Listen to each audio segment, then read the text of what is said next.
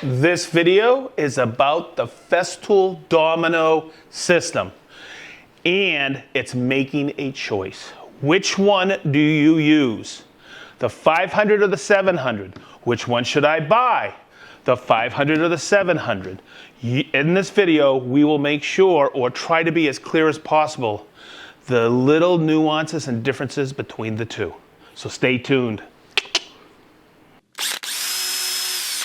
All right, Sedge, been using my 500 a lot lately, and I'm doing some bigger casing work. Not sure if I need the 700 or not. Okay, that is a good question. You said bigger stuff, bigger casing. So in this video, we're gonna go and I will show you step by step the differences between the two. Okay. But why you may need this. Okay, Big D, before we get into the machines, let's talk about the tenons. Okay. Okay, so on the 500, as you know, you have a 4 by 20, a 5 by 30, a 6 by 40, an 8 by 40, an 8 by 50, and a 10 by 50. So 10's the thickness, 50 the length. Mm-hmm. Okay, now I'm not going to go through all the ones with the XL, okay, because you can use the 8s and 10s because this will accept, it's a longer bit, you'll see, 8 and 10. Okay. Okay, but it's the length of tenon. Okay, this is the longest tenon you can incorporate or use with the 500. Now check this out. This is the longest tenon and the thickest tenon if you are looking for shear strength on the Domino 700. That's its capability. You can plunge 70 millimeters each way. This is 140 millimeters, where this, you basically have 28 millimeters in depth each way. Oh, okay. All right, Sedge, where are these? Okay, it's an L and a T. Hey! I'm just kidding. Okay, so I learned this from Mark Adams years ago. Okay, and every time I teach people about using a domino, I like to show this. Okay, on wood, this is wood, okay, piece of walnut. This is long grain, and this is end grain, and this is the way the tree grows.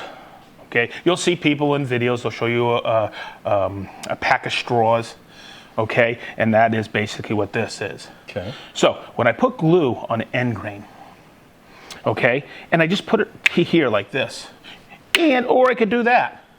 Is that structurally sound? No, sir. Okay, neither is it this way because glue is being wicked up here. And I did this sample yesterday so you would see. I glued this up and clamped it, and you'll see it breaks away. Yeah, it does. Okay, it is not a strong woodworking joint, okay? You get about 10%, I've heard, on the adhesion. Now this, when you put long grain to long grain together, or even long grain cross grain, you get a joint like this, and you can't break it apart. So that's what we want to achieve in woodworking. That's what woodworking joinery is, okay? And that's solid. Try to break that, Big D. Oh, jeez. Okay, so in saying that, when it comes to, stop, because you're really strong. When it comes to, I can see Big D. It's not that bad, Sedge. Okay, so when it comes to a Domino XL, I want you to wrap your brain around length of tenon. How much long grain to long grain glue adhesion do I need for that piece? And we'll step inside the house and I'll show you a good, for instance. Awesome. Okay, so Big D, this is what you have, two 10 by 50s. And I heard this question so many times over the years using a domino. Hey, I got my rail here and my stile here. This is an interior door. Doors have a lot of racking as you open and close them every day, 10, 20, 30 times a day, right? Right. Okay, so what if I put, even if I do a cope and stick joint in here, if I cut this apart, okay, you would probably see two really long dowels in here because that's how the manufacturers do them. So if you're building one of your own, that, my friend, is not a lot of glue line. What is a lot of glue line, I'm going to reach back here, this is why you want an XL, because boy, that's a lot of glue line in that cope and stick joint. So Big D, what do you think the difference is? Well, this one is just a little bit bigger than this one. Okay, so toward the end of the video, we're going to be using this one. Okay. They're the same. This sounds really weird. This weighs roughly 7.5 pounds weight, the total weight of it. This weighs 11.5. So right away you're going to think, wow, this is going to be a monster. It really isn't. It's actually, I have heard from so many people, it actually feels smoother. All right, Sedge. So is it the same bits then? No, they overlap. No. Look, this is I believe the 12. Okay, for the XL, and this is the length for the 500, for the Domino 500. Oh wow. Okay, it's a much longer bit, and there's a lot more torque on the 700. It's still smooth, but you would have a tendency to snap bits. Okay. Because of the length of the bits. All right. I hope you follow that. So that's why you do need both machines, because this does not do the 6, 5s, and 4s. And that's what you have been using, probably the 6s and the 5s, right? Yes, sir. So always think, if I would need an XL, I'm building bigger things, and I need the length of tenon. Good point. Okay, so some of the similarities. Okay. Over here, we always call this square part the base. Yep. And this part that has the arc, the plate. Same thing with the XL. This is the base, and that's the plate. That's kind of where it ends. Okay, because if we look on this, you have these flaps. Yep. Okay, and in videos I've showed you, and some of the tips and tricks, I can open this up, take it back here, and get it out of the way by turning in that little screw to hold it back. If you remember, that's another video we have on the SedgeTool channel. All right, so you have just those flaps. Okay, on the XL, it's a little bit different when we look at this. Okay, we have these pins, they're spring loaded. I probably have them pushed back, right? Yep. Okay, so we have that, and that. Okay, so these, see the center line here, from the center to there is 20 millimeter. Okay. From the center, which is similar to the 500, it's 37 millimeter. And from center to the outside ones is 50 millimeter. I can actually push those in if I'm just using the 37. Oh. And this green button on the side releases them. So instead of a flap, it's a pin. And those still set right in those mortises. That's awesome. Okay, so the other difference is the offset from the base, which we know it's these two pieces here, okay, to the center of the domino cutter. Okay, do you know what it is on this one, Big D? 10 millimeters. Okay, so remember in former videos we did, you remember, see how that's milled right there? And let's just double check it right here, and you'll see it's 10 millimeters. That's the center of my domino cutter when I'm plunging. Okay. Okay, now, the distance on the XL from the base to the center of the cutter is 15 millimeters. But what I did is there's a little etching in there. Okay, I highlighted it in red, okay, with a Sharpie, and you can see it's 15 millimeter.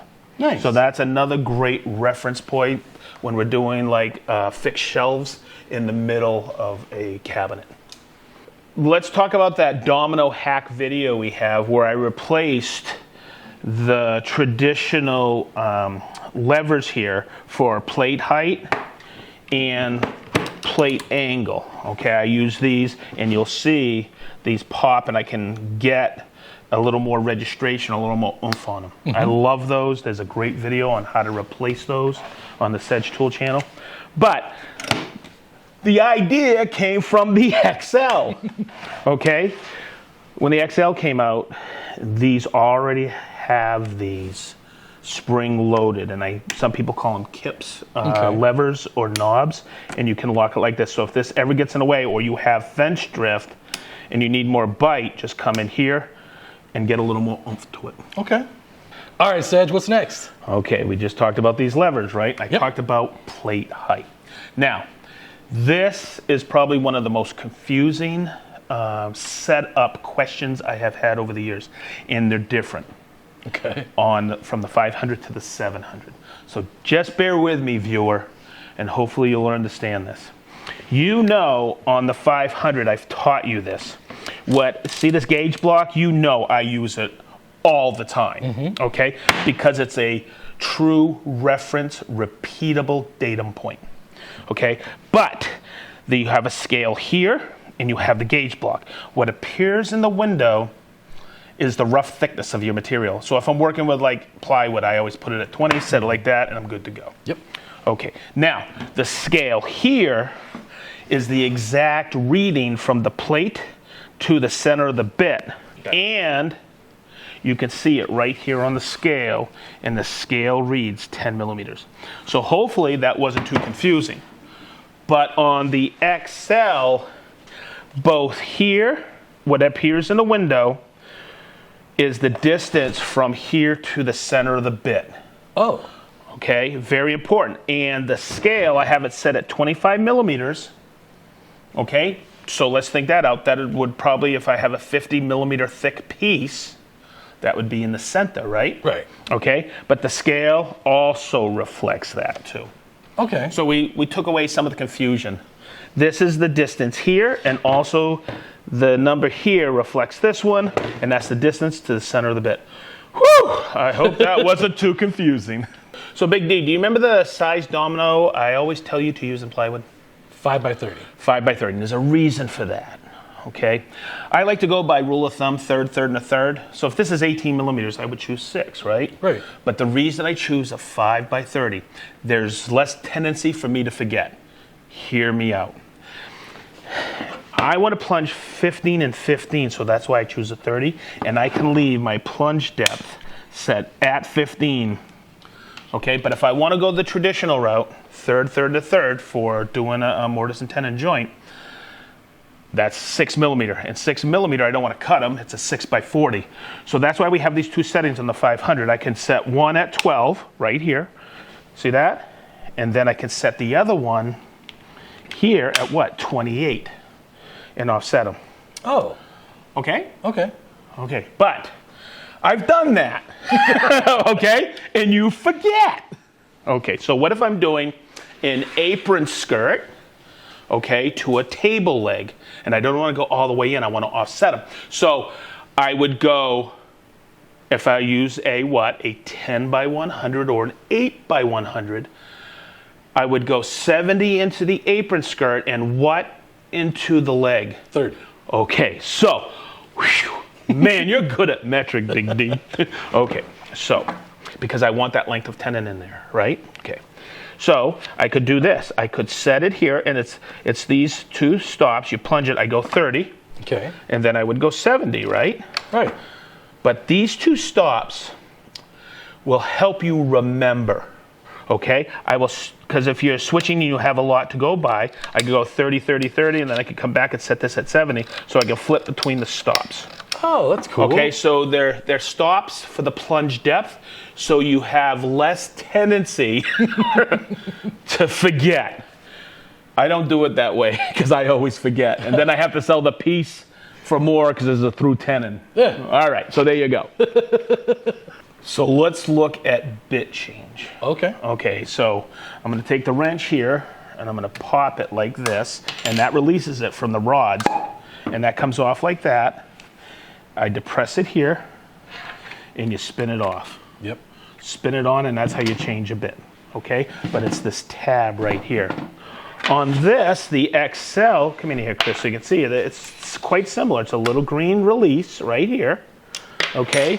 You take it off, and to change the bit, this is your ABBA lock right here. You just turn it. You'll see my thumb fall in because it just hit a pin, and it's easy as just spinning it off. You can change a bit wicked quick, and always I like to show people this in videos.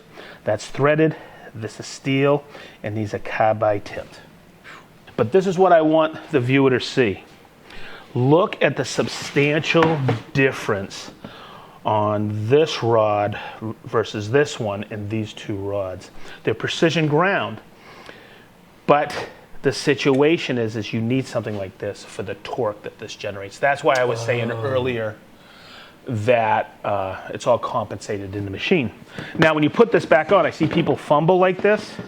There's a little, I call it the strip here. I put my hand here, I aim it like this, bring it right on, and it threads easy. Okay, Big D, here's a subtle difference between the two. Okay. You know this is the lateral tolerance right here, right? Yep. And you know to switch between settings, because sometimes it gets caught, right? It has to be on and running to switch between settings. It's a good practice.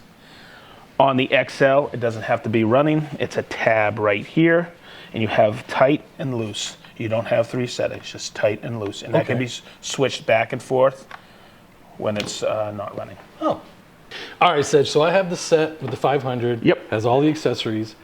When I get the XL, do I have to buy new accessories? No, you don't. Good. And that's the beauty of it. Okay. Okay? But you have to be aware of something. Okay? So these are called the cross stops. Okay. All right? Yep. And you know where they go, right here, in this little dovetailed pin, and here's your little dovetail tails. Okay, now, what's the distance? This is what you need to be aware of. What's the distance from the base to the center of the bit on the 500? 10 millimeters. What is it? You learned this morning. 15. 15 on the XL. So, if I put this on here, just like this, and remember, whenever you put these on, the pin's facing forward, you put it on the wicked flat surface like this and lock it in. What the cross stops do is give you an extra reference point. Okay, and you always read from the inside cursor. Yep. But, Chris, come in here. I want you to see where it says DF500 here and DF700 here. Oh. And if you notice here, that's exactly in line with your cutter because I have it set at DF500. From there to the center of that pin is 10 millimeters. So if I need to switch it for my XL, and when you get your XL, you just take it like this and you spin this like this. It comes up and you rotate it. Let's get that going here. Okay, bring it in like this. You set up here, and if I go, I want them spaced. The next mortise 150 millimeters, and you'll see I have it set at 15, and to there to the center is 15, and I take it and it locks on the exact same way, just like this. I lock it on, and you can see that's right in line, 15 millimeters from there to there, and that says DF700. So to answer your question, absolutely. Nice. All right, Sedge, what about this one? Okay, so that's for doing small stock, of course. Repetitively, it's basically a holding fixture. And where it goes is on the plate. And the nice thing is the plate dimension from here to here, and I'll measure that really quick for us, okay, is 132 millimeter cross. Check it out. It's the same on the XL. Oh. So yes, of course, that fits on, and it fits on like this. You'll see that you have these 2 little tabs. You move them back. And what I want to point out is these are not self-centering. You can offset them as well with these. Oh. But where it goes is here. And the way I like to set this up is from the top or the bottom. And you see I'll lock it on like this. And when I take that, that is the center of my bit. That's the center of my bit. And this line, if you can see it, is the center of the bit. Yep. So I could just take my stock like this, open this up, okay, move this out. Now, I scribed a center line here, but this is a self-centering jig. Okay, I have my center line on my stock. Just remember that Festool, it always works off a center line. So when I take that, I could take this. I'm gonna bring it right here on that cursor, just like this. It's lined up on my center line. I can bring this in just like this. Let's do it on the XL. Okay. So right here on the point, that's your center line, and it's really scratched in there really well on the XL. I guess I've had my Domino 500 for a long time. I'm going to take this, and Chris, see if you can get this. I have these loose. I can bring that right in where I need it. So I can line up that center line just like that, and bring that right in and lock it right in on my center line, just like that. And bring this one in, and you see how that cradles it, just like that, right on center line. So when I take that now, and you need to do a lot of these spindles just like this, it's absolutely perfect. I can go like this, rotate it, bring it over here, and do my other spindle without even thinking about it. Nice. All right, Sedge, what's next? Okay, check it out. This comes with the 500, and this comes with the 700. Will this work on the 700? Absolutely. Will this work on the 500? Absolutely. Really? But here's the reason why. Okay. Okay, by the way, this was the original bracket for the original 500. Huh. Okay? So this is overkill for the 700. Okay, do you remember the distance on your 700 from here to the center? 20. Okay, good. What's the distance from here to the center? 37? Good. What if you need 20 on this one? You can't get it, right? Right. Okay, you can. Watch. Okay, when I am plunging in the vertical position, I always have a support bracket because it gives me Support, right. So when you put, remember when we did the cross stops just a few minutes ago, you always do it on a flat surface. Yes, sir. Always put this on a flat surface. You have these two holes here, and this taps in. Yep. So you're going to notice these two flaps right here. I'm going to flip it over, and when I engage one of those flaps, that allows me the distance from here to here, 20 millimeters. Nice. So if I put this on the 700, it's just overkill. Right. That's why we don't have them on this. Now, the perfect application for that 20 millimeter on the 500 is for doing drawer boxes, and we have a video showing that as well on the SedgeTool channel. All right, Sedge. So does the TSO Bigfoot work on the XL? It sure does. Okay, it's the same tap holes here, and I will tell anybody to get this. If you're using an XL, this gives you a substantial advantage. Always remember, always make sure it's flat when you're tapping it in. So there you go, and you'll see it works great. Nice. So that's all the techs and specs on it, Big D.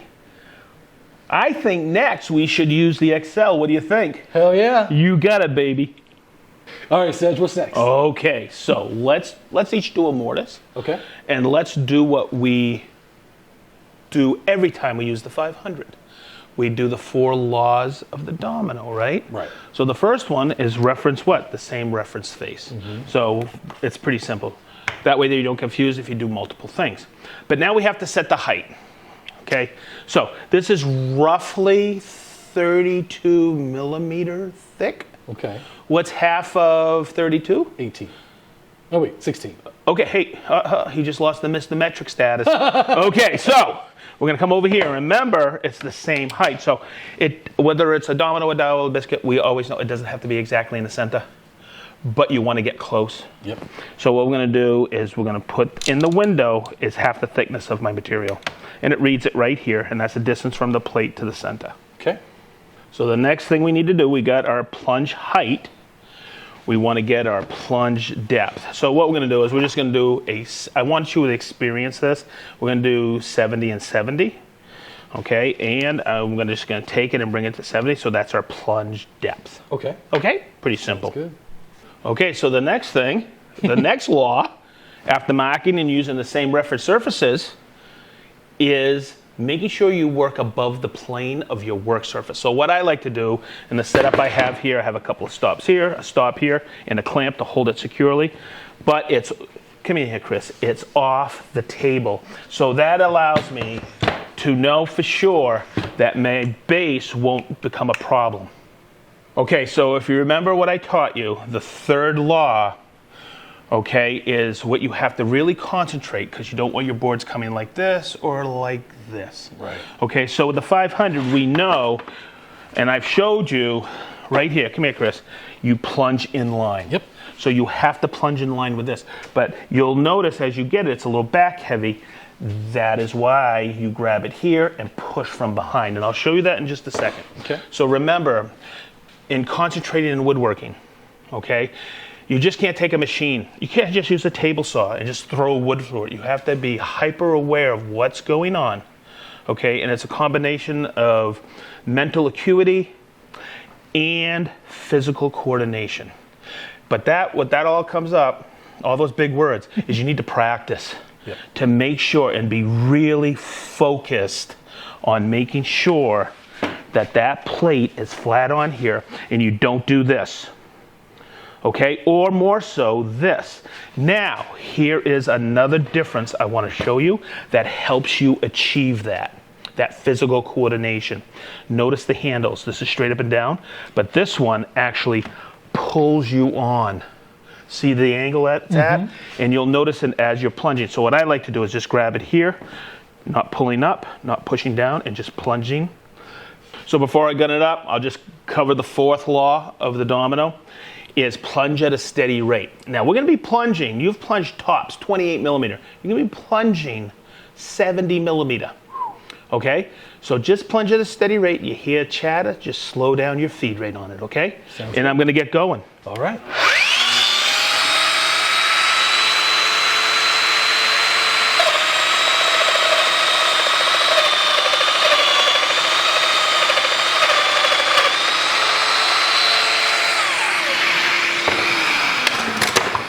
And there you go. And Chris, I want to get you in here because I want you to see that. That's unbelievable. Okay, Big D, yeah, I registered on the 20 millimeter pin. That's Okay. why it was so close. So I'll have you do the same thing. All right, we got it here. Yep, bring it in, turn it on.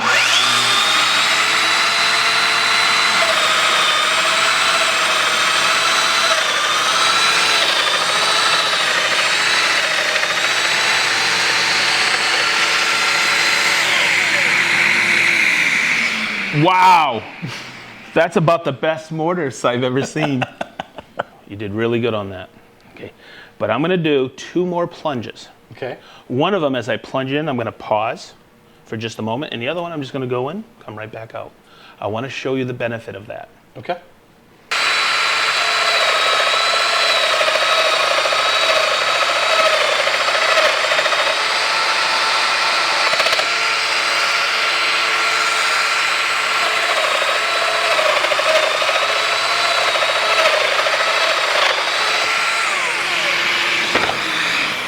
Okay, so this one I paused at, right?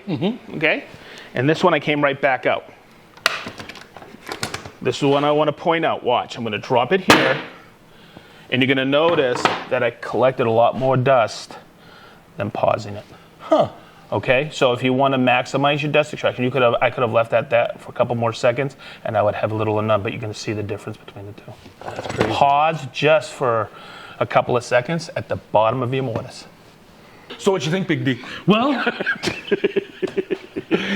I think that they're both very balanced and smooth. I was a little intimidated at first, but once you showed me all the things, just in and out, baby. It's what I have heard for years and years, exactly what you said. So hopefully we didn't confuse the viewer too much, but those are all the tips and tricks or the specs and text on the 700 versus 500. I think we covered just about everything. So as we always say in the SedgeTool shop, Be positive. stay sharp, wicked sharp.